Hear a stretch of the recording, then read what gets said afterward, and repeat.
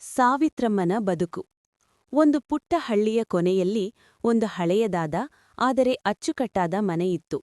ಅಲ್ಲಿ ಸಾವಿತ್ರಮ್ಮ ಎಂಬ ಅಜ್ಜಿ ವಾಸಿಸುತ್ತಿದ್ದರು. ಆಕೆಯ ಮುಖದ ಮೇಲಿನ ಸುಕ್ಕುಗಳು ಕೇವಲ ವಯಸ್ಸನ್ನು ಹೇಳುತ್ತಿರಲಿಲ್ಲ, ಬದಲಾಗಿ ಅವರು ಕಂಡುಬಂದ ನೂರಾರು ಅನುಭವಗಳ ಕಥೆಯನ್ನು ಹೇಳುತ್ತಿದ್ದವು.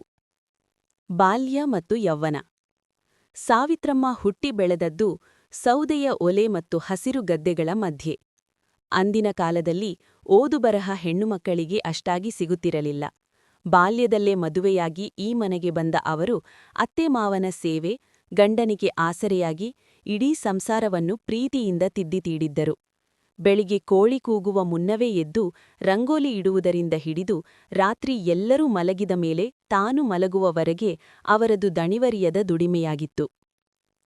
ಕಷ್ಟದ ದಿನಗಳು. ಜೀವನ ಯಾವಾಗಲೂ ಹೂವಿನ ಹಾಸಿಗೆಯಾಗಿರಲಿಲ್ಲ. ಗಂಡ ತೀರಿಕೊಂಡಾಗ ಸಾವಿತ್ರಮ್ಮನ ಮುಂದೆ ಬೆಟ್ಟದಷ್ಟು ಜವಾಬ್ದಾರಿಯಿತ್ತು. ತನ್ನಿಬ್ಬರು ಮಕ್ಕಳನ್ನು ಓದಿಸಿ ಬೆಳೆಸಲು ಅವರು ತೋಟದಲ್ಲಿ ಕಷ್ಟಪಟ್ಟರು. ಹಬ್ಬದ ದಿನಗಳಲ್ಲಿ ಮಕ್ಕಳಿಗೆ ಹೊಸ ಬಟ್ಟೆ ಕೊಡಿಸಿ ತಾನು ಮಾತ್ರ ಹಳೆಯ ಸೀರೆಯಲ್ಲೇ ಸಂತೋಷಪಡುತ್ತಿದ್ದರು. ಅವರ ಕೈರುಚಿಯ ಅಡುಗೆಗೆ ಇಡೀ ಊರೇ ಮಾರು ಹೋಗಿತ್ತು. ಇಂದಿನ ದಿನಗಳು.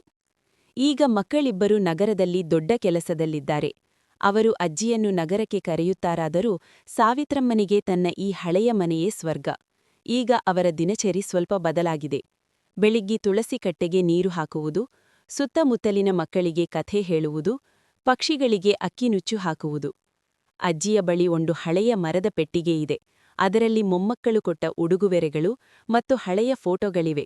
ಅದನ್ನು ನೋಡುತ್ತಾ ಅವರು ಕಳೆಯುವ ಕ್ಷಣಗಳೇ ಅವರಿಗೆ ಅತ್ಯಂತ ಪ್ರಿಯವಾದವು. ಕಥೆಯ ಸಾರಾಂಶ.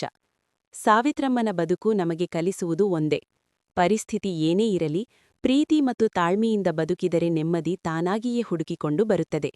ಇಂದು ಅವರು ಊರಿನ ಪ್ರತಿಯೊಬ್ಬರಿಗೂ ಕೇವಲ ಒಬ್ಬ ಅಜ್ಜಿಯಲ್ಲ, ಬದಲಾಗಿ ಎಲ್ಲರಿಗೂ ದಾರಿದೀಪವಾದ ಮಮತೆಯ ತಾಯಿ. ಈ ಕಥೆ ನಿಮಗೆ ಇಷ್ಟವಾಯಿತೇ?